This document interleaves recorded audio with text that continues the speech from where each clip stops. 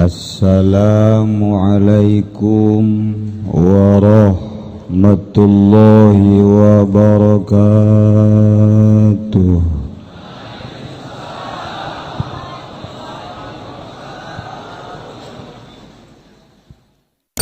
Jelema di Baghdad susah jasa, tapi rajin jasa maca sholawatna. Poe eta nyana boga anakna genep, eueuh jang masak, duit teu boga. Musyawarah nyana jeung pamajikanana, poe eta ka ja urang ieu susah bae geus kieu bae lah. Ayeuna mah imah urang jual, urang belikeun kanu leuwih handap tibatan ieu, sesana urang pake usaha sebab ieu geus eueuh jalan. Euy nya sakiana teh. Hasil musyawarah alhamdulillah nyana nawarkeun lah kaluar ti imah. Keur meujeunna nawarkeun imah, ayalah babaturanna ngaranna Sufyan. Cek Sufyan teh ente ieu nawarkeun imah emang kunaon? Susah jasa kula. Hese jang dahar-dahar aja, anak genep. Maksudna ieu dek dijual teh nek dibelikeun kanu leuwih sederhana, sesana dek dipake usaha. Geus eta mah urusan maneh, kuari mah poe ieu aya ujang dahar. Sabasaka. Lamun eueuh jang dahar ketungguan. Sufyan langsung meuli roti, jang anakna genep, jang manehanana jeung pamajikan 2. Jadi genep jeung 2 sabaraha? 8. Dibere 8. Plek. Geus geus ka imah heulana. Gampang ngajual imah mah ieu kena dahar bae.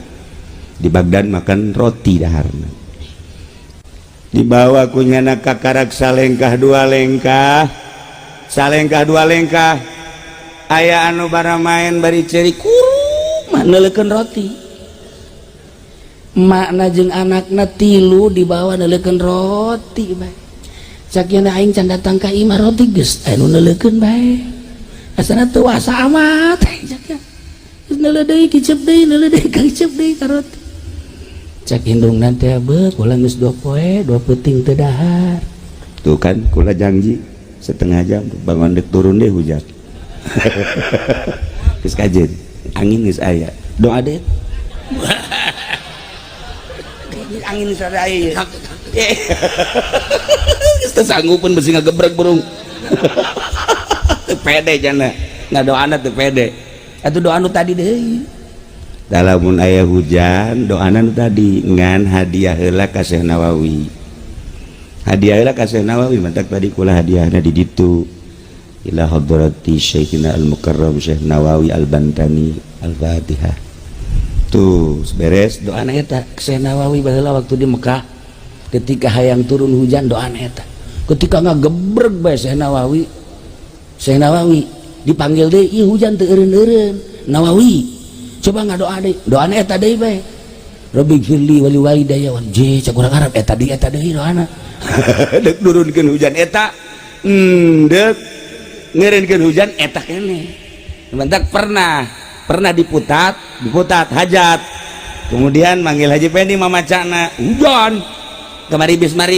Haji Pendi dipetakeun doa, moal gebrek datang ka subuh. Datang ka subuh tah mah masyaallah datang ka ieu rarungkad dia. Tidak, artinya balik gitu tuh baca dari berkat 2 kali hiji diputat nomor hiji di mana eta? Eta kos gitu. Cek nyana pancen dibaca ku kula menjadi kos gitu. Atuh salahnya ambatnya. Terus saya tuh gerimis letik tuh. Cek kula geus setengah jam bener bae. Ah, guys, coba cepet bae lu tadi dongeng heula. Begitu manehanana bebeja bahwa ieu geus teu dahar 2 peuting geus neuleukeun ka roti bae tah anakna. Indungna ditanya, "Ai di ditu boga anak sabaraha?" "Genep." "Sarua sih aing." "Aduh lamun dibikeun gawe anak teu dahar." Geus lah, aing mah tanggung susah sakeun. Jadi bikin kabeh kan Allahumma sholli ala sayyidina Muhammad wa ala ali maca sholawat. Allahumma sholli ala sayyidina Muhammad wa ala kajian batur udah. Aing manteu ge kajian. Tidinya nawarkeun imah deui ngalamun bae nya kapanggih jeung Sufyan can baliknya na yang mana pan eta can dalahar anak dibikeun ka bara main sakieu kuari mah geura datang ka imah beuh itu di imah numang mawakeun dahareun inu mendeng saja banat wallahu alam ti mana kula ge teh nyaho ngan ieu masyarakat sekitar eta geus daratang ka dinya aja keur dibabagi nya ngahanang beji nu bener ye masya Allah coba geura datang ka ditu nya geraan bae percaya teu percaya nya begitu lempang-lempang bener di mana oh bingung pan ieu ngadadak saha nu mawa nya datang ka dinya dipeluk ku pamajikan kak masya Allah ya kikiriman kakak puara aja kikiriman kakak sih bener ya iya tadi tamu ka dia cenah kakak meuli di ditu segala bubuahan segala ti makan jeung duit-duit tadi bagikeun pan ku kakak atuh masyarakat geus dibagikeun jeung duit-duitna tita kusaha cenah tita ku kakak aing bingung ieu sia kumaha lalakon masya Allah karim geus kos kitulah kajadianana nya lagi kaget ternyata begitu dibikeun kabar main teh malaikat turun ngarupakeun salaki seperti etala dititah ku Gusti Allah iyalah kejadian sholawat nu ajaib nu mantap kula ngadenge Haji Masuri di masjid bunga jeung Haji Bahri mareca sholawat beta di masjid Bangona segala hapanan gitu ngare ketua mareca sholawat beta Bangona bari geus lale ieu teh ya kuroko tapi tah ieu aturan mah di masjid tuh baca sholawat bae tasbih kaluarkeun mengaji uwi ayo di masjid teh maca sholawat deh kieu set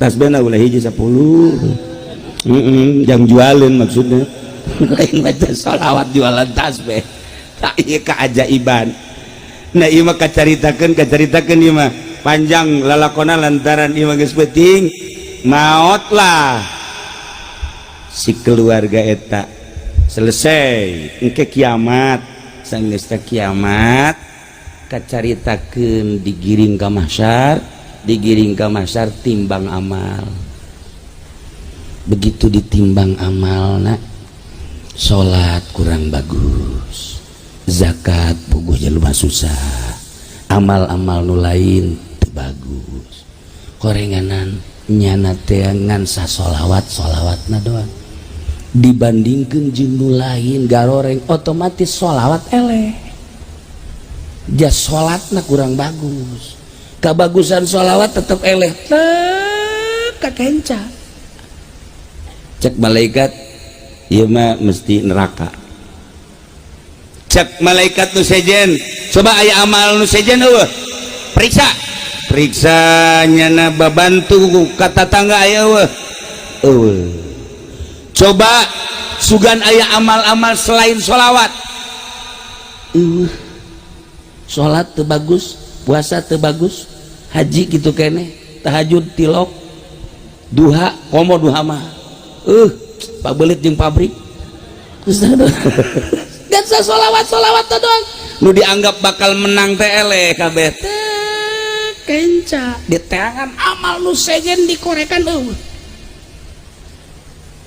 ieu mah keputusanna mesti neraka keheula cak malaikat nu sejen pasti aya ye ahli sholawat kajen kuku mage aya periksa aya nu tadi teh eta sodakoh kapanggih saat susah teu boga nanaon nyana sodakoh roti nujang anak pemajikan teh bari nyana nalangsa jasa tapi berani sodakoh tur nyana ngecelakeun cai mata neule fakir miskin anu leuwih berat tibatan dirina jeung keluargana ituna ceurik baramentana nyana nage ceurik nah aya amal ya timbang begitu ditimbang plek eta ngageser teng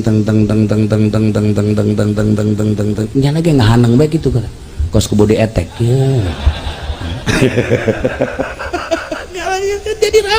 jadi lempeng nyana ge deg-degan bae masyaallah nah lempeng kitu ieu lempeng kieu cak malaikat kudu kumaha tetap air lempeng kieu mah encan boga maziah encan boga kaleuwihan ieu mah can bisa dikasorgakeun neangan deui amal aya tak amal ngecelak cai mata ku karunya ka fakir miskin nyana ngarasakeun leuwih berat tibatan keluargana ceurik cak ditimbang plek Masya Allah nyana didinya kaget ya Allah ya Rabbi nyaho kitu mah kabeh waing segala rupa disedekah-sedekahkeun sakieu sakiki boga nangan sakitu ge nang pamere eta geus ngajadikeun amal anu luar biasa nah iyalah tidinya langsung cek malaikat berarti ieu mah kudu dikasorgakeun tah amal teh dua hiji sholawat ngan teu ngangkat ku sholawat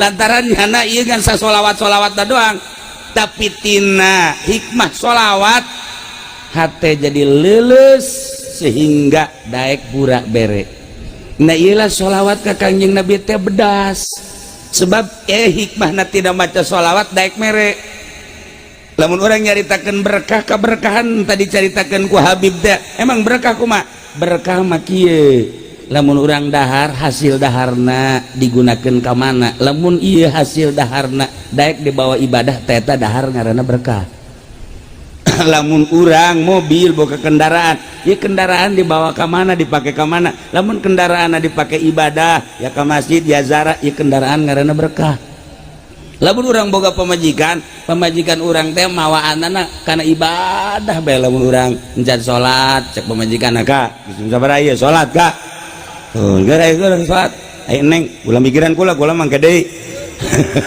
salah kita mah bisa nih jangan henteu eta pamajikan dalam ngahayu-hayu kana ibadah bae eta pamajikan berkah dan selanjutnya Masya Allah karim nah iyalah maziah sholawat ka Kangjeng Nabi urang sering maca sholawat ka Kangjeng Nabi ieu boro-boro urang Abu Lahab teu pernah maca sholawat teu iman ka Kangjeng Nabi ngan sakadar bunga ku lahirna Kangjeng Nabi jariyahna nu ngaran Suwaibah diperdekakeun di akhiratna asal poe Senen diangkat asal poe Senen ditiiskeun dikurangan siksaanana nu mantak lamun urang engke ka neraka misalnya Haji Pendi ka neraka Haji Pendi misalnya ka neraka ya lantaran ku harina sok maca sholawat henteu panas engke di neraka da ge ya Nabi salam alaika urang neraka ge kaget kok Haji Pendi bisa ya Nabi salam di dia muludannya di neraka ya Rasul salam alaika ditongton ku urang neraka kabeh